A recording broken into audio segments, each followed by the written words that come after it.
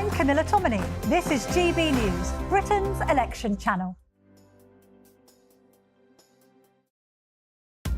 Are the newspapers getting you down? My wife didn't divorce me that month. Struggling to separate the wheat from the chaff? I know that it's a bit of a circus at the best of times. Well, don't worry, Headliners has got you covered. We'll take the burden of reading the day's news, and if we get depressed, who cares? It's an occupational hazard, frankly. That's Headliners on GB News from 11 p.m. till midnight, and the following morning, 5 till 6 a.m. on GB News, the comedy channel. Nah, just kidding. Britain's news channel. I'm Michael Portillo. This is GB News, the People's Channel, Britain's news channel. Good afternoon, Britain. Your lunchtime update on the stories that matter across the UK. From breaking news and insightful analysis, inspiring stories and lively debates. You're comparing yourself to a former Prime Minister. Which is it? Stay informed, stay updated, stay entertained. I just don't know how anyone would not want to be there. Every weekday from midday. We are Good Afternoon Britain, only on GB News. Britain's news channel. On election night, we are throwing a party. The GB News Election Night Watch Party will be live from Essex and you are all invited. On air from 10 o'clock, we'll have familiar faces from across the channel, entertainment and lots more stuff as we keep our eye on all the results as they come flying in. If you want to join our live Election Night Watch Party audience, scan the QR code on screen or go to gbnews.com/election party.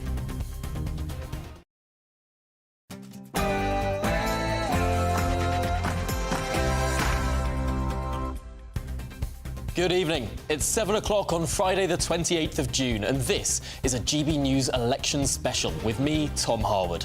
Welcome to Vote 2024. The people decide.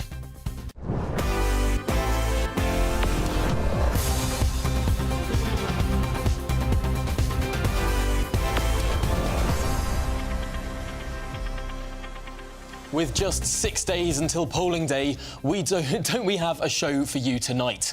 The reform racism row rumbles on. Rishi Sunak has taken the gloves off, but Nigel Farage and co claim that the man Channel 4 caught using racial slurs is an actor who had connections to the channel. Labour are planning a big rally in London tomorrow with rumours of celebrities in attendance.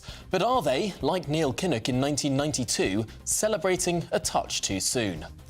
And Keir Starmer has been explaining himself on Bangladeshi TV today after he said illegal migrants from Bangladesh should be sent back to, well, Bangladesh. And I'll be chatting to George Eustice, who's stepping down as an MP after 14 years.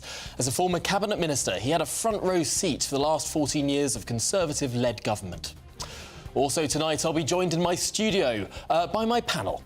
Former Tory MP Neil Parish, Labour activist Aisha Allah Khan and Lib Dem Federal Board member Callum Robertson. Plus, former Brexit Party MEP Belinda de Lucy will be here.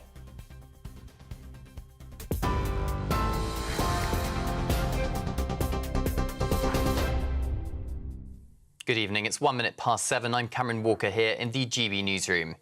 US President Joe Biden says he intends to win the election in his first public event since his struggle during the first televised debates last night. He's just been speaking at a rally in North Carolina where Democrats are hoping to win the state back from Republicans this November.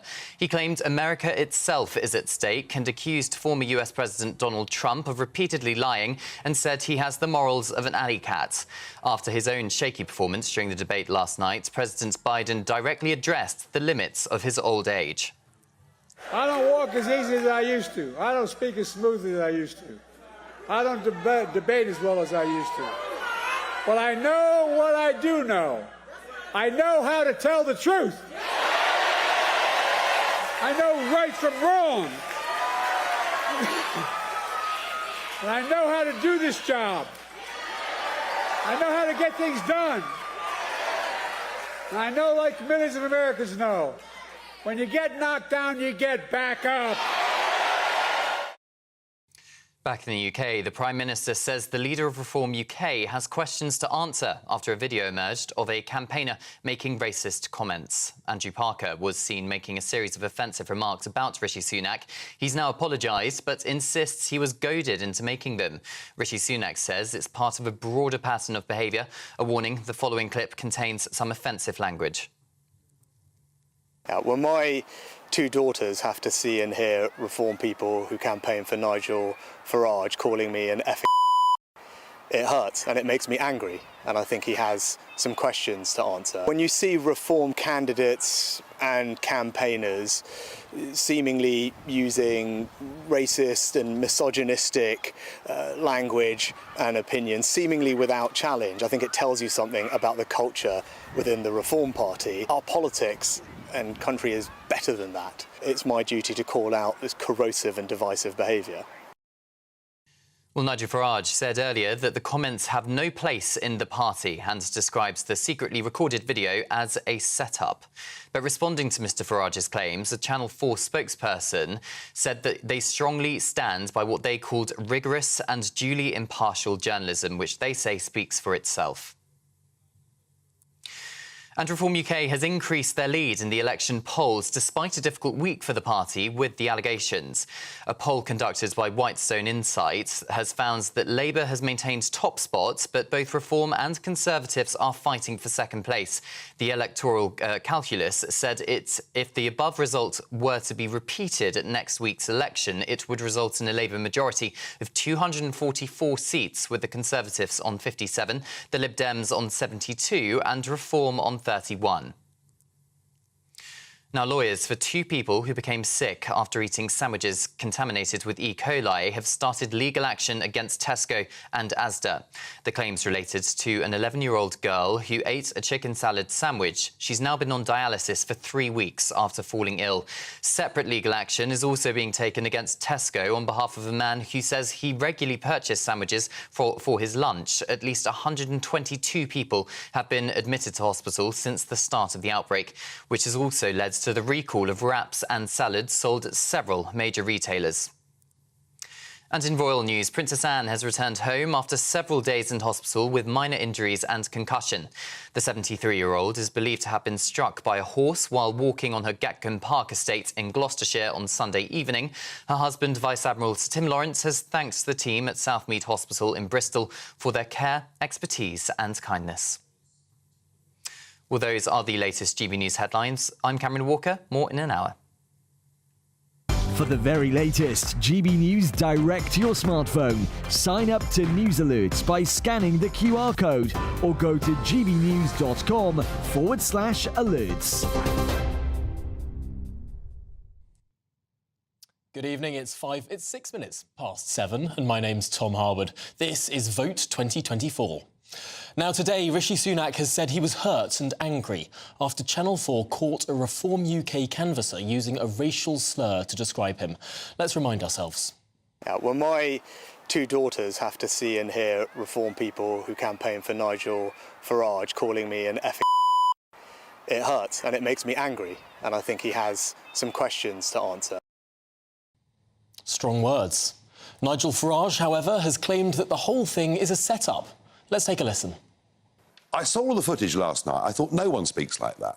It was just stream after stream of invective. No one speaks like that. He denied point blank that he was an actor. It turns out he is an actor. I found his website. He's a well-spoken actor. He was rough speaking. He wasn't being himself from day one. I have to tell you, this whole thing is a complete and total setup. So, the big question tonight. Is Nigel Farage right? Was this a paid-for stitch-up by Channel 4?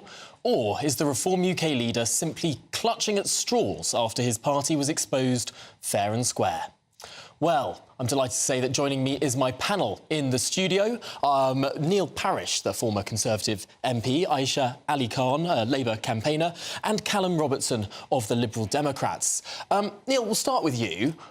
This is a bit of a strange story to be discussing. It's the first time I can remember, in terms of scandals, that the party is just sort of saying it's all made up.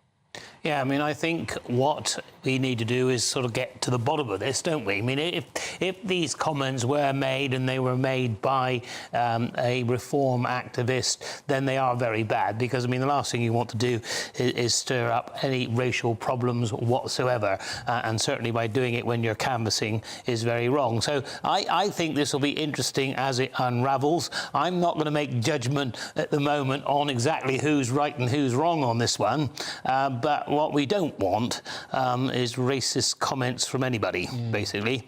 And so, you know, and I have, you know, when you go out canvassing, and I've done a lot in my time, you do meet people on the doorstep that have very strong views.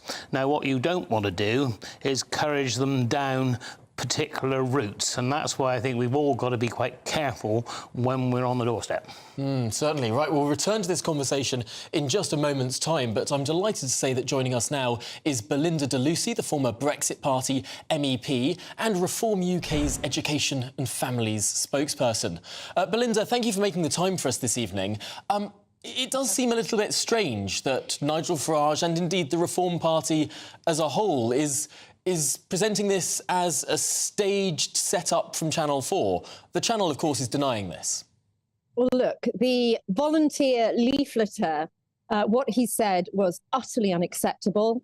And I was shocked to hear such outrageous, awful words being said. I mean, I'm glad that progress has been made, that the nation is rightfully shocked that this kind of rhetoric is around, and Reform UK acted very, very swiftly and made it very clear that anyone that holds any racist beliefs, you know, are not welcome in the party. And unfortunately, with as you say, all parties, when it comes to volunteers, especially, you know, when there's not time to vet the helpers, you can come across extreme fringes, and you just have to deal with them swiftly, which is exactly what we have done. Now, as has been said on the panel, it does look like there are other elements that need to be discussed and unraveled. I do think there is a huge smear campaign, a hit campaign against Reform UK at the moment. It is the revolt against the establishment, and all the parties that want to keep the status quo do not like that an anti-establishment party, if you like, are on the rise in the polls. And after the sort of hit job that was done on Nigel Farage over his intellectually defensible comments regarding the EU and NATO approaching Russia's borders, and the horrific way it was completely unjustifiably spun in the press that he was somehow a Putin apologist, I knew then that over the next few days there is going to be a massive smear campaign. Now, saying that Rishi said that Nigel has questions to be answered. Well, I'm not sure about that, because, you know, you could easily then say, well, Rishi has to answer personally for the Tory MP who was caught watching porn in his parliament, or Keir is personally responsible for all the problems he's had in his party and having to let candidates go, or even the Green Party. It impacts all parties. But we are very clear, we are not welcoming anyone with those views. You know, the Brexit Party was the most diverse party in the EU Parliament, Tom. You know, we had second, third, fourth generation immigrants, black, brown, all religions, who have more patriotism and love for this country in their little finger than the whole of Westminster together. You know, it's nothing about colour, it's about national unity and coming together to be proud of your country and to defend British values. And that's what Reform UK stands for. And yet, what we're seeing today is a curious argument from the Reform Party, pointing to this individual activist's past as an actor, saying that he had worked with Channel 4 in the past, almost implying in a statement released on X, formerly Twitter, that this was a stitch-up by Channel 4. I noticed that you're saying that the comments from this individual were absolutely reprehensible, and of course the Reform Party has repudiated them. But it's interesting that the Reform Party press office is pushing this line of a setup.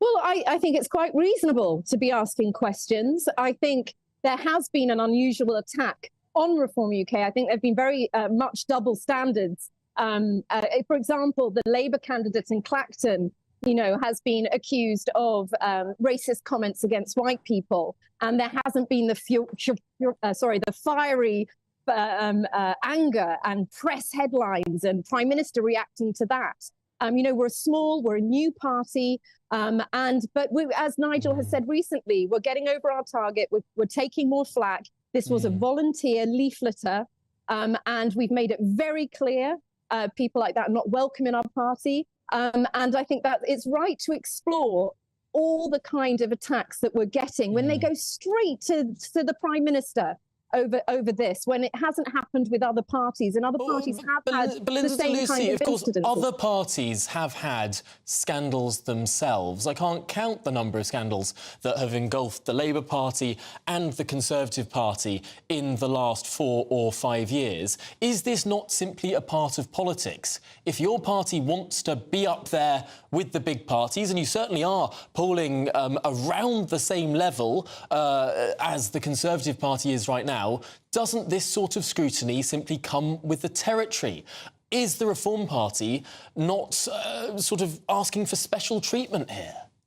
Not really. I think we have had unfair treatment, actually, and we're just responding to that. And I think it's quite right for us to investigate how this has come about. If the person who has said such horrific things, you know, happens to have a past in acting, has allegedly worked for Channel 4. I think it's really important. I think there needs to be transparency across all parties and across all attacks. But as I said, we are a small party. We're leading the revolt against status quo parties, and they do not like it. I don't see any other party that has had a volunteer leafleter, you know, what they've said goes straight to the PM in the front page of the Times. And I can understand why Rishi is hurt. I mean, he said awful things. And I'm glad he's not welcome. I think we've made it very clear we deal with people like that very quickly. Isn't that a sign, a reflection on how serious we are about being a party for everyone? OK, well, Belinda de Lucy, former Brexit Party MEP, of course, and Reform UK's education and family spokesperson. Really appreciate your time on the programme this evening. Thanks for joining us. Well, my goodness, let's digest some of that with my panel. Still joining me, Neil Parish, of course, Aisha Ali Khan and Callum Robertson. Aisha, what did you make of what Belinda had to say? Well, first of all, I just want to say that this is not the first time we've had comments by Reform supporters, by Reform candidates that have come to light. And I just think that this would have been the perfect opportunity for Nigel Farage to show a bit of leadership and say, this was absolutely wrong, we take full responsibility, we're going to look into this. Instead, what he has done is pass the blame on to somebody else, i.e. Channel 4 News, and basically hoping that kick it into the long grass, don't have to deal with it, not my responsibility.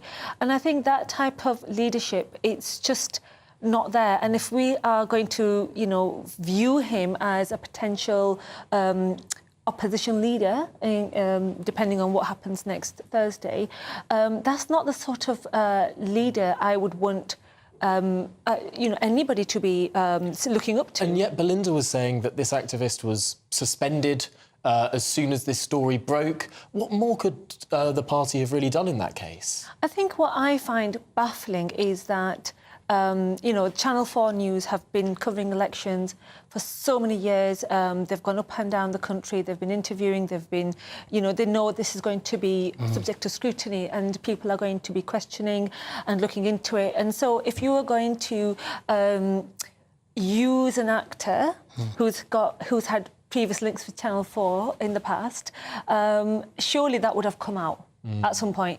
So it just beggars belief that, first of all, Channel 4 News would subject themselves to that level of scrutiny and ridicule afterwards if it was to come out. Yeah, it's almost like they're staking the entire reputation of the channel on this. It doesn't quite stack up. It just doesn't stack up. Neil, before I bring you in, we're going to speak to Callum Robertson, who is a federal board member of the Liberal Democrats. Does Belinda de Lucy have a point when she says, look, this is just one activist. It's an activist. This isn't a candidate. This isn't a party representative. How much weight should we be putting on this? I think the answer to that question lies in the video itself. He said, Nigel occasionally calls him. He texts with Nigel Farage. This isn't some random activist. This is one of Nigel's friends. What sort of person hangs out with friends like that? But actually, let's go on to a slightly larger point. I stood in Clacton in 2019. I recognise him as an ex-UKIP canvasser. He is not an actor. He is a far-right campaigner being courted by a far-right party who are pursuing far-right policies. So you've met this man before? Oh, yeah, I've met him before. Wow. He's a long-standing local yob and thug, to be honest. Goodness me, that does bring a different perspective to this, does it not? I mean, what I was also going to say about Channel 4 is I did a programme called Banged Up, where I got locked up in a prison for a week with some interesting characters. But all I wanted to say, really, is that I found Channel 4 to be very professional. And I really don't think they would go to these sort of lengths to set this up, because surely it would unravel anyway. And so, therefore, I think what's being is a lot of smoke and things being thrown out by the Reform Party in order to try and sort of cloud what's going on. I mean, as been said, it's quite basically you don't want that language on the doorstep. The Prime Minister, he may not be a perfect guy, but he certainly shouldn't be have that type of abuse. And I think that is where the problem is. And I think Nigel Farage is a great campaigner. He is very good. I mean, this is like the American. Don't forget, he's done quite a lot with Trump. And this reminds me very much of a Trump-type situation where if it's not right, then it's fake news. And it's certainly clouded. And yet, to put the Reform Party's case, what they would be saying is this is simply asking questions. It's a fact that this person is listed on an actor's website, talks about doing different voices, talks about doing secret camera work as well. I mean, at the very least, it's a coincidence. It may be a coincidence, but I also think he was an activist for the Reform Party, and so therefore I think the Reform Party has to answer. They have to apologise properly, and they don't really want to put out a smokescreen. And I shall be very interesting to see over the next day or two how this unravels, because I suspect there's a lot more to unravel. And I think you have been talking about some very interesting stuff. Perhaps you'd like to elaborate a little more. I'll leave what I've said aside for a second, but I'm a teacher by trade, and one of the things this reminds me of is the slightly naughty child who refuses to take responsibility for their actions. Because that's what Nigel Farage is. He's basically an adult in a child's body. No, definitely other way around. Child in an adult's body, who basically has walked around for 20-odd years saying thuggish things with a posh accent, being allowed to get away with them because he sounds nice and middle class and one of the people you meet down the pub. But he's just a thug in a suit. And he's a thug in a suit who's being held accountable because his party is now riding high in the polls. Goodness me, well, we're going to pause this for a moment because Channel 4 have released a statement. A spokesperson for the channel says, "We strongly stand by our rigorous and duly impartial journalism, which speaks for itself. We met Mr Parker for the first time at the Reform UK Party headquarters, where he was a Reform Party canvasser. We did not pay the Reform canvasser or anyone else in this report. Mr Parker was not known to Channel 4 News and was filmed covertly via the undercover operation." Well, goodness me, after all of that, thank you to my panel and to Belinda DeLucy, of course. Coming up next, Keir Starmer was on Bangladeshi television today explaining himself after comments he made about sending illegal migrants from Bangladesh back to Bangladesh. But was he right to do so? We'll be getting into that right after the break.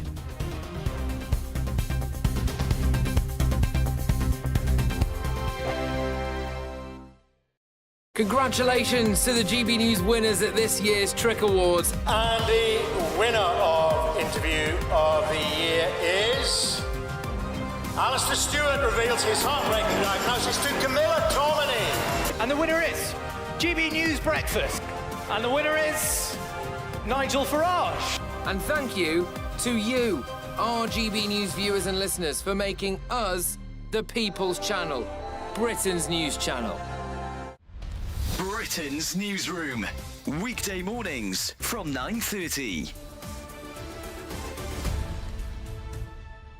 So there was a calf that was run down by a Surrey police car. It's now being nursed back to health, according to the family who own the farm that the calf escaped from. Well, he didn't just run him over once, he ran him over twice. No, we're not showing you the footage. The footage is really shocking. But the police officer who was driving this vehicle has now been taken off frontline duties until a full investigation is completed. And I feel like I'm yet again the only person in the country who thinks the police officer was just doing his job. That police officer, probably a young guy who's got dual carriageways left, right and centre in that area. Do you know what the most popular business is in that area in Feltham? Farming. McDonald's drive-through. It's got a queue round the block any time you go around that area. And all those people queuing for McDonald's who are now outraged that this poor cow had to die. Because it's going to be at McDonald's at some point. At some point he was going to die. I'm really sorry. If you eat meat, you can't be upset by a cow dying. I think the fast roads with cars at 10 o'clock at night in the dark, they're not expecting a cow to walk out in the middle of the night. There would have been a massive pile-up. Then there'd been, like, who knows how many people dead. And then the police would have been criticised for not neutralising the threat. The thing is, it was because he did... why... You could see the first time, the calf could barely stand up. I just don't get why I had to then go and do it a second time. Well, I suppose at that point it's a bit like if you run over like a deer on the side of the road, you know, and if the police they're going to kill the animal to put it out of its misery. That's all I can presume. And the guy's not trained. This is Feltham. It isn't Texas. He's not going to come out with a lasso. He doesn't know what to do. Where did this happen, Feltham? Feltham. I'm sure the inbox is now going to be full of people saying, "Bev, you're outrageous. You lack compassion." No, there will be people who agree with you. But if it had been done once, that was enough. But I don't think it needed to do it the second time. GB News, the People's Channel. Every Saturday, 10 till 12, we'll bring you all of the news that you need to know. We'll also remind you that there is so much to smile about. It's my favourite time of the week. I get to relax, enjoy some light-hearted stories, and let Ellie teach me about fashion too. That's Saturday Morning Live, every Saturday, 10 till 12. Only on GB News, Britain's news channel. I'm Isabel Webster. Thanks for joining us on GB News, Britain's news channel.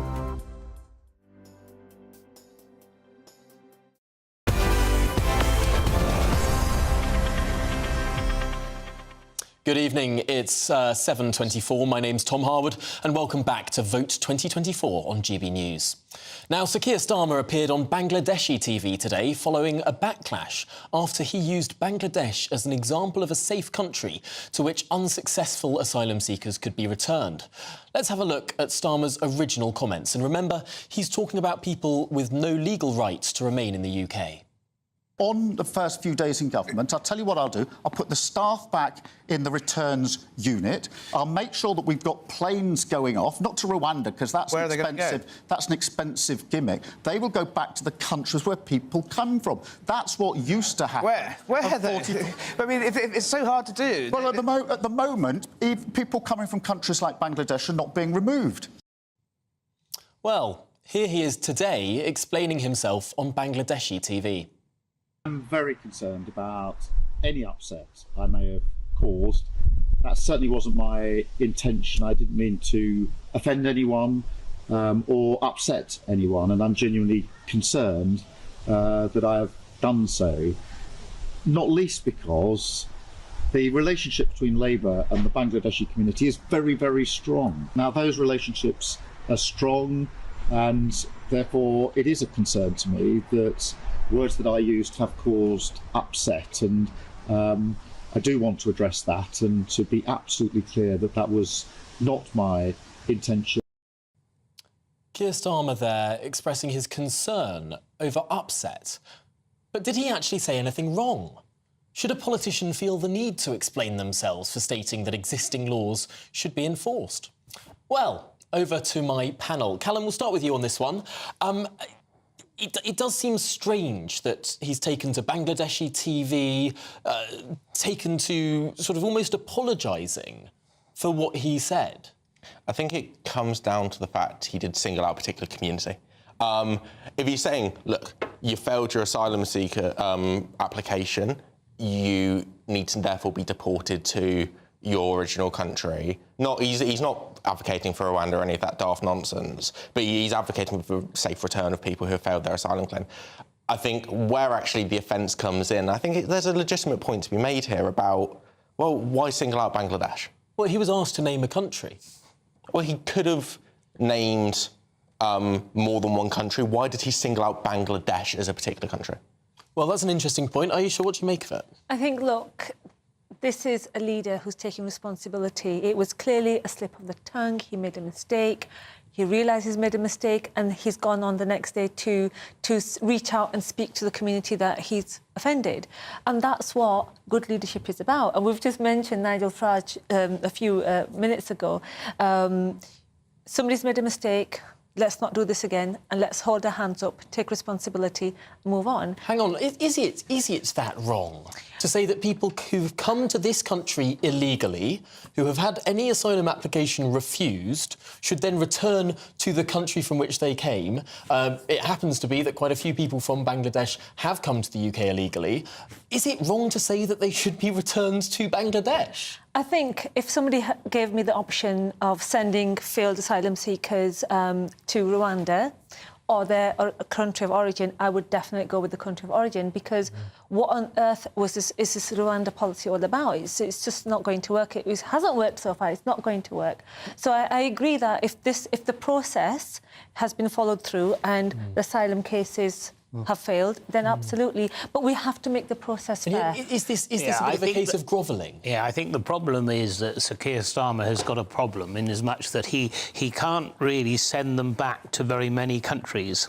And so, therefore, you know, he started going through the countries and then he alighted on Bangladesh. You've also got to remember, too, that while we... Afghanistan, he couldn't have done You've also got to remember as well, we've got illegal people coming in from Bangladesh. We've also got a lot of legal migration from Bangladesh as well, and our health service and all of our food industry and very much other things probably wouldn't run without a lot of immigrant labour to help that do it. You see, so I think you've got to be very careful. And I think he blurted it out. I think it was a mistake. Really, I do, because I think he should have named several countries. I think he was struggling, to be blunt with you, to find a country, and out came Bangladesh. Don't forget, he's also had problems, you know, over Gaza and all of these issues. It sort of enrages all of that, if you see what I mean. And that's why, you know, if I could be so bold, he's on Bangladeshi television today, because of the problems he has in certain seats in this country. You know, believe it or not, I have some sympathy for him, but I have no sympathy for him over his policy on migration, because I don't think it will work, because it isn't a policy. Isn't this the point, Callum? It's all very well and good sending people from Bangladesh back to Bangladesh. We have diplomatic relations with Bangladesh. There are lots of countries with which that would be a lot harder to sort of do the Starmer legalistic, just take it through the courts and everything will be fine. That would be a very difficult case in the case of a country like Afghanistan.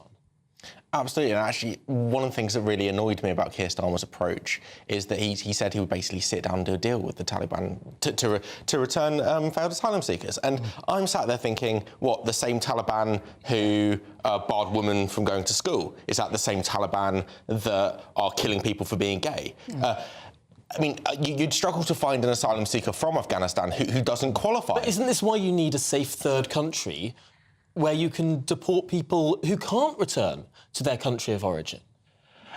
If we are honestly going to sit here and discuss Rwanda as a safe country, a country that in the last 20 years had a genocide, an actual genocide... The current president of Rwanda is a man who stopped that genocide. And the social divisions that existed within that country then very much exist now. Well, let's turn this to Aisha now, because this is the Labour Party under the microscope, and we will see this more and more. It's likely that in 6 days' time, Keir Starmer will be the Prime Minister. Absolutely. And this is something that we all need to take responsibility for as a nation. People coming here, the reasons they're coming here. Not everybody is coming to the UK to seek asylum and to take homes and jobs and claim benefits. People genuinely want to come to this country, and they genuinely want to work and pay their taxes and make a positive contribution to our country. But there's an issue here, a fundamental issue that will be the next government's problem. People who've come to this country who have no right to stay in this country, where are they removed to if they can't go back to their country of origin? Well, this is the thing we really need to look at. Obviously, we've looked at the Rwanda scenario, and it's just not going to work, first of all, because, like Cameron pointed out, it's not a safe country. It hasn't been thought through what government has done is thrown lots and lots of money at this and just kind of fingers crossed, everything's crossed, let's start this ball rolling, and it just hasn't worked because it's just not a viable option. Now, going back to... would the Labour Party consider other If I could interrupt, yes. I don't think... Keir Starmer should be honest with the British people and say, I haven't got a policy on asylum seekers, because he doesn't. Because, in the end, they will be allowed into the country, they will be processed, and I suspect there'll be an amnesty in the long run. But, I mean, it's not in the party manifesto, but if you've got a big majority, which you probably will, unfortunately, next Thursday, that is exactly where we're going. And, of course, from his point of view, he then turns Tory voters off the Tories towards reform. It's all actually works very well for the left of politics at the moment to do precisely that. And that's what's going on.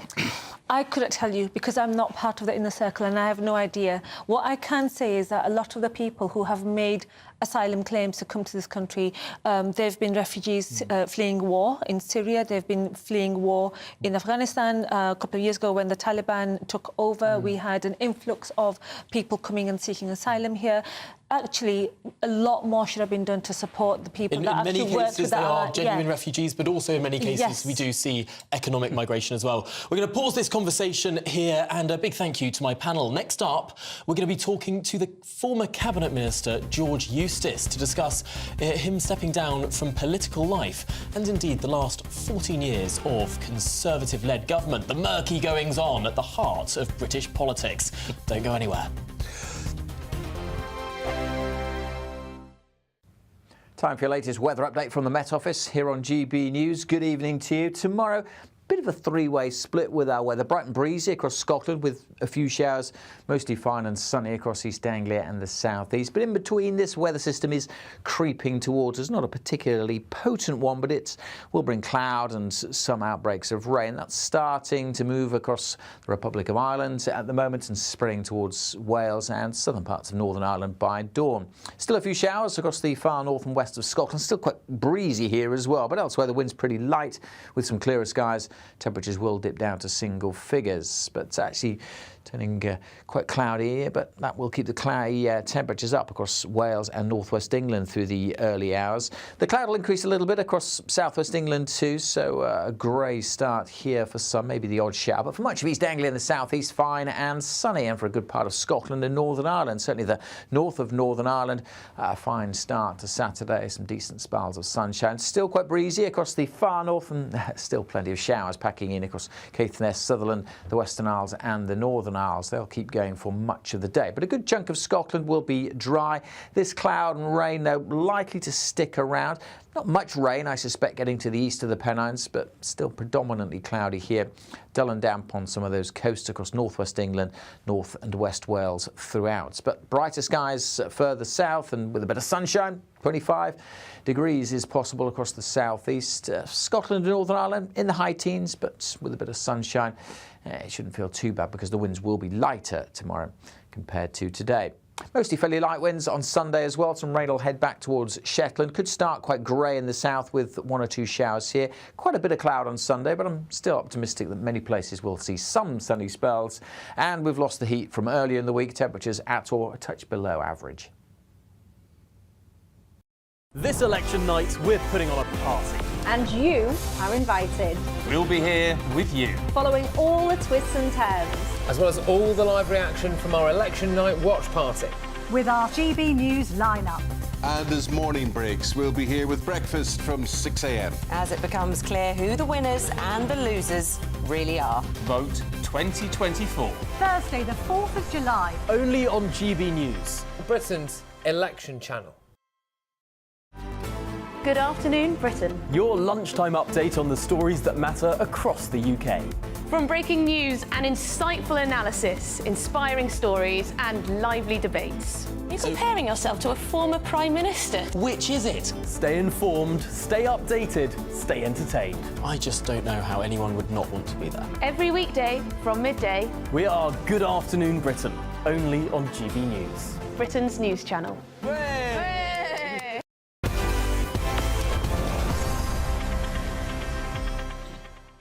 Good evening, my name's Tom Harwood, it's 7:36 and this is GB News Vote 2024.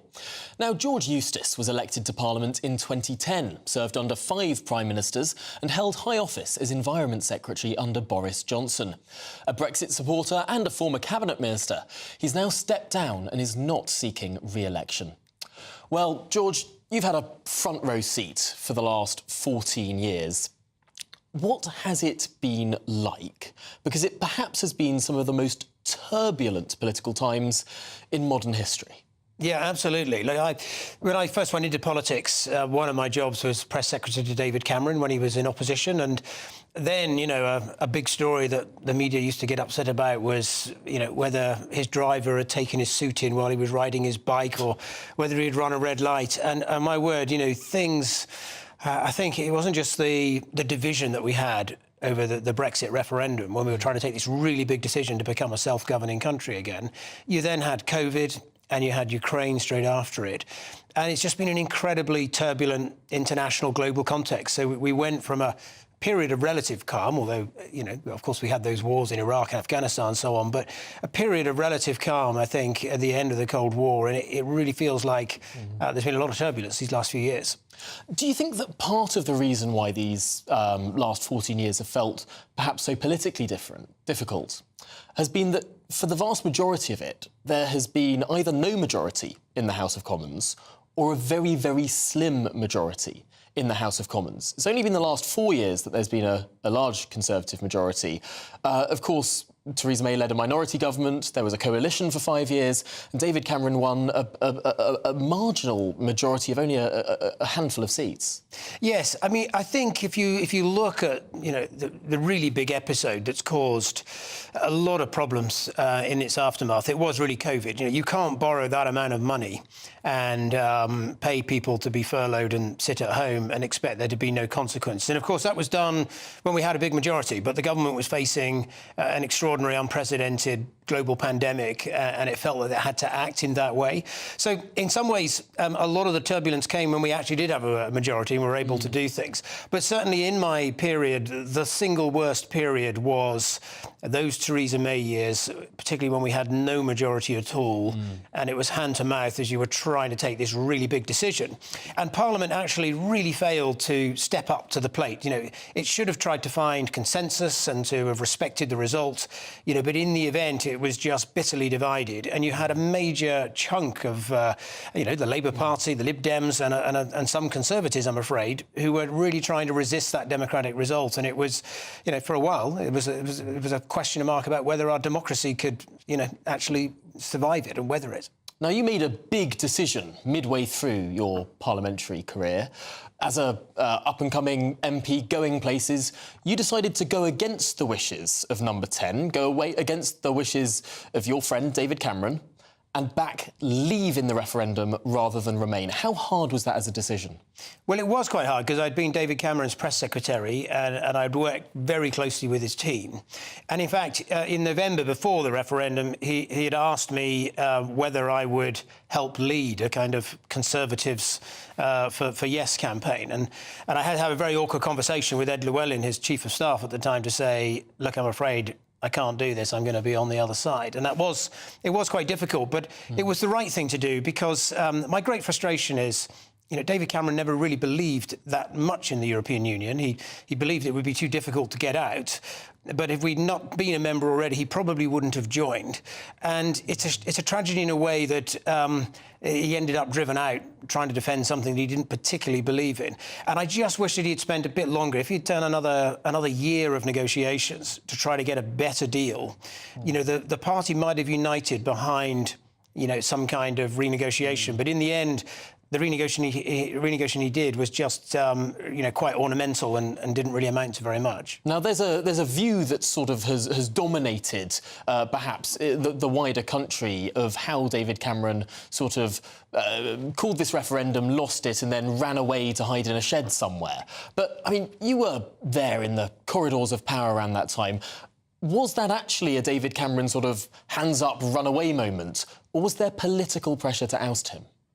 I think there would have been people who said he should go, but I think it was a mistake for him to go, because I think actually, as I said, it's not as though he particularly believed in the European Union. He wasn't like a Michael Heseltine or a Ken Clarke. You know, quite the opposite. He saw the whole ERM debacle. He was a Eurosceptic at heart.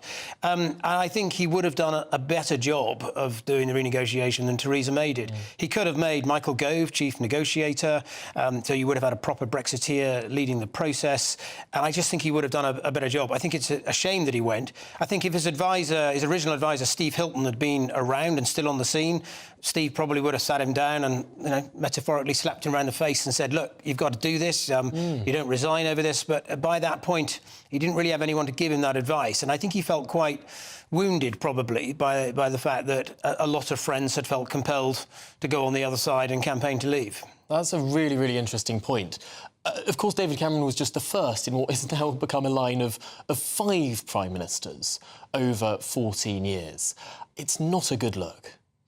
No, it's very difficult for the Conservatives in this election, let's be blunt, because, you know, we're going in trailing 20 points, but part of the reason for that is we've tried to change horses far too many times. I think you can, in government, you can maybe do it once, potentially twice if you've got a lot of turbulence, and it was certainly the right decision to put Boris Johnson in ahead of the 2019 election. But I think overall, our system's really designed so that governments should have a consistency of a prime minister throughout, and political parties should sort out who they want to be their leader and test them from a position of opposition. And then an opposition leader grows in strength through that job, through that task, through all the challenges thrown their way, and eventually become ready to be prime minister. And I think it's very, very difficult when, as we've been doing in the last few years, you put in people to be leader when, you know, they've never really experienced opposition and haven't really had to fight their way up to that point. You know, it's just not an easy thing to do. Do you think the Tories would be further ahead now than they are if Boris Johnson was still Prime Minister? Well, it's a very difficult what if. I mean, my personal view is that David Cameron shouldn't have resigned in the first place, obviously. I think then we had those dreadful Theresa May years and she wasn't really, up to doing the role, to be blunt. With Boris Johnson, I remained loyal to him to the end. I wasn't particularly in Boris Johnson's gang. In fact, I'd supported Michael Gove to be leader. But when he asked me to join his cabinet, I was absolutely loyal to him to the very end. And I do think it was a mistake to remove him. Yes, it was difficult. That whole sort of Partygate issue was very, very challenging when we've been telling people you couldn't go to funerals and weddings and so on. To have those sorts of incidents was tough. But I still think it probably would have been better to have stuck with Boris and tried to turn the corner. Goodness me. Well, George Eustace, thank you so much for joining me. And we'll be looking forward to your company on Thursday night for our election coverage here on GB News. Now, coming up, the Labour Party are planning a big supporters event in London tomorrow. A big rally with celebrity guests and endorsements rumoured. But are they celebrating all too soon? Neil Kinnock held what looked like a victory parade with 10,000 supporters back in 1992 before losing the election. Could we be in for a repeat? On election night, we are throwing a party. The GB News Election Night Watch Party will be live from Essex and you are all invited. On air from 10 o'clock, we'll have familiar faces from across the channel, entertainment and lots more stuff as we keep our eye on all the results as they come flying in. If you want to join our live Election Night Watch Party audience, scan the QR code on screen or go to gbnews.com/election party. Patrick Christie's Tonight, weekdays from 9 p.m. The mystery surrounding the disappearance of flight MH370 has perplexed the planet now for 10 years. But now all of a sudden researchers at Cardiff University have piped up and said, oh, we heard a beep. Aerospace engineer, founder of MH370search.com is Richard Godfrey. Richard, are we going to find this thing? The new research is much more thorough and gone in much more detail. It is picking up acoustic waves under the water. It's not conclusive, but it's a good step forward. Is this a cover-up job of epic proportions? Do you think something quite sinister happened to this plane? Because it is all very odd. I think you're right. It is all very odd. It is. We have a lot of data. but we don't have the final analysis, and we won't until we actually find the wreckage. The Indian Ocean is a huge place, 77 million square kilometers. When we find the plane, we can recover the flight data recorder, the cockpit voice recorder. We can learn a lot more. Do you think someone might have shot it down? No, the plane flew until it ran out of fuel. The plane was perfectly in working order. There was an active pilot right until the end. So my only theory at the moment is the captain of the plane actually committed a hijack of his own plane. But until we find it, we won't be able to prove that. We are potentially a step closer now to knowing and to one of the greatest mysteries of recent times anyway, finally being solved. There's aerospace engineer there, Richard Godfrey, thank you. Britain's election channel, the People's Channel. Are the newspapers getting you down? My wife didn't divorce me that month. Struggling to separate the wheat from the chaff? I know that it's a bit of a circus at the best of times. Well, don't worry, Headliners has got you covered. We'll take the burden of reading the day's news, and if we get depressed, who cares? It's an occupational hazard, frankly. That's Headliners on GB News from 11 p.m. till midnight, and the following morning, 5 till 6 a.m. on GB News, the comedy channel. Nah, just kidding. Britain's news channel.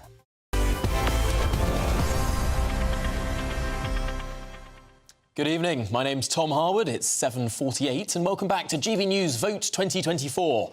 Now, the Labour Party has said it's planning a big, fun party event tomorrow with a pop star rumoured to be coming along. This sounds really rather like a victory celebration to me. Is Keir Starmer set to make the same hubristic mistake as Neil Kinnock in 1992, who held an extravagant in-party rally that then went on to lose? Let's see a clip of his introduction. Comrades, we're all right. We're all right. We're all right. We're all right. We better get some talking done here, serious talking. Goodness me. Well, I'm delighted to be rejoined by my panel. And Aisha, the Sheffield rally, as it was known, has gone down in infamy as far too hubristic before an election. Is the Labour Party at risk of repeating that problem tomorrow? I think what I've noticed, at least on social media, is there's lots and lots of posts saying, you know, you won't change, we won't change. Do not forget to vote. And I think nothing will change unless people go out and vote on next Thursday. And it will be quite interesting to see the margins, because we've had, you know, all these figures being thrown at us. We've had another sort of poll coming out, you know, Labour 240 seats ahead and, you know, et cetera, But none of this is possible if people don't go out and vote. And the danger is a lot of people probably think, well, there's no point in us voting because we're going to win anyway, so let's just not bother. And I think, for me, that is a worry, because we have had seats literally the thinnest of margins, the thinnest. OK. And my plea would be to anybody watching, any Labour supporter watching, please don't be complacent and please use your vote. Even if you think we're going to win, just go out and make sure that happens. And yet, Neil, I suppose a rally, an event, something that could enthuse the troops, perhaps that will help people go out to vote. It might do. I mean, I imagine Keir Starmer won't quite do what Neil Kinnock did. I think that could be, you know, seen as slightly foolish, to say the least. But I think, yes, you need to rally the troops. I mean, of course, I would argue very much that make sure you don't give Labour this huge majority, because otherwise there will be no opposition to the government in Parliament. And I spent 14 years in Parliament. Neil, there might be an opposition in the shape of a different opposition leader, Sir Ed Davey. It's a statistical likely. I think Sam Friedman was saying it's somewhere between 20 and 25% the other day. But actually, I think this belies a really important point. This feels like Labour are plotting this victory party already. The Tory party, and this is no disrespect to Rishi Sunak, who's, bless him, had a tough campaign. They are on the ropes. Labour are due to win, it looks like, next week with around 40 to 45% of the vote. That's not a majority of the country. We should actually be thinking about, well, how do you have an effective opposition to government? Well, actually, it's time to start thinking about voting reform. And yet, there was a referendum on voting. Actually, you had your vote on that was the part of the deal for the coalition back in 2010. And you lost it. Us Liberal Democrats are in favour of second referendums. Right. Okay. But I don't think you'd win it. That's the trouble. And in some ways, proportional representation on paper is fairer, but of course in practice the tail wags the dog, and so it's always got a coalition. Because I spent 10 years in the European Parliament where you saw a lot of those European governments under all sorts of interesting electoral systems, and in the end you just put one or two small parties in there that have an inordinate amount of power over the big party. So whether we're going to lose badly or whether we're not, I would still actually prefer to see first past the post. Neil, you also spent 5 years... And constituency MPs as well. Very difficult under proportional representation to have that same constituency basis, and you do need to be constituency based. It does. I could argue with you all day over proportional representation. But actually, I think, well, we talk about sort of like actually different people having an opinion, which is sort of the essence of a democracy, I guess. But let's leave that aside for a second. You spent 5 years in coalition with us, and it was the best government of recent memory. It got a lot of positive stuff done. Same-sex marriage, pupil premium, free school meals for 5 to 7-year-olds. A record to be, I'm sure Neil will agree, be very, very proud. Can I just say that the Labour Party was doing that way before problem from your point of view. It didn't do you a lot of good when it came to the 2015 election, and that's why if it happened to be a hung parliament, which is not likely to be, you would never enter into another formal coalition. You would enter into some sort of supply and confidence vote because it was such a nasty experience for you. As someone who would be on the negotiation committee, being on one of the federal board... We don't have time to delve into the negotiations. I'm afraid we have run through it. It's been a lot of fun, but we've run to the end of the programme. Up next is the one and only Mr. Mark Dolan. Mark, what's up? Well, a very busy show. Nigel Farage embroiled in a racism row with Channel 4. Even the Prime Minister is involved. I'll be giving my verdict. Plus, is it game over for Joe Biden? Lots to get through. Well, lots to get through, but thank you to my panel, and indeed look forward to Mark Dolan. That's up next, but not before your weather forecast. That warm feeling inside from Boxed Boilers, sponsors of weather on GB News.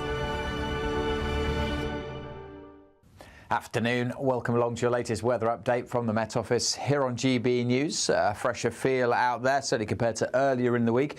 Many of us having a fine end to the working week. It's just not particularly warm. And it's still quite gusty across northern Scotland. Plenty of showers packing in here. 1 or 2 showers across southern Scotland and northern England through the evening and overnight. But most places will be dry. Some lengthy clear spells in the east, but it will cloud over further west during the early hours. Staying quite warm under that clouds, but with some clearer skies, we'll easily see temperatures dropping down into single figures. Still quite breezy in northern Scotland on Saturday. A few showers here, but much of Scotland dry and fine with some good spells of sunshine and plenty of sunshine across the south as well. A fine day to come for East Anglia and the southeast. But in these more central parts, so through Wales, northern England, much more cloud, and there will be some rain and drizzle too, particularly to the west of northern England and across the north and the west of Wales. Some brighter skies across the north of Northern Ireland. Sunny spells for most of Scotland, but there will be more showers packing in across the far north. Not as windy here as today, but still a noticeable and fairly chilly breeze. The clouds should tend to drift away from Northern Ireland through the day, so Belfast brightening up through the morning along with parts of southern Scotland, but much of northwest England, north and west Wales likely to stay fairly drab. Some rain and drizzle, especially over coasts and hills, and cooler here as a result. But some warmth across the southeast, 24, maybe 25 Celsius. Only high teens further north, but still feeling pleasant in the sunshine. By the time we get to Sunday, the cloud and the rain and drizzle will have slipped further south, so a grey start across the southeast, but it should brighten up here. 1 or 2 showers here and there, some rain in Shetland, but for many Sundays dry. Quite a lot of cloud, but I think we'll still see some sunny spells coming through, but still on the cool side for most, with temperatures generally only in the high teens. Bye for now. Looks like things are heating up. Boxed Boilers, sponsors of weather on GB News.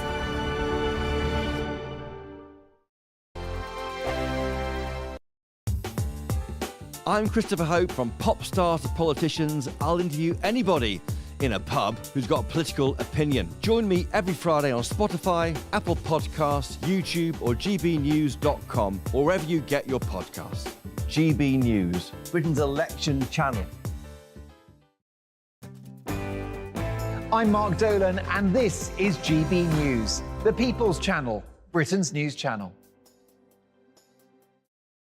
Weekdays on GB News. Wake up to breakfast every day from 6 a.m. Followed by Britain's newsroom at 9:30. At noon, it's Good Afternoon Britain. Followed by Martin Daubney from 3 p.m. Only on GB News, the People's Channel, Britain's news channel. Every Saturday, 10 till 12, we'll bring you all of the news that you need to know. We'll also remind you that there is so much to smile about. It's my favourite time of the week. I get to relax, enjoy some light-hearted stories, and let Ellie teach me about fashion too. That's Saturday Morning Live, every Saturday, 10 till 12. Only on GB News, Britain's news channel. Congratulations to the GB News winners at this year's Trick Awards. And the winner of Interview of the Year is... Alistair Stewart reveals his heartbreaking diagnosis to Camilla Tominey. And the winner is GB News Breakfast. And the winner is Nigel Farage. And thank you to you,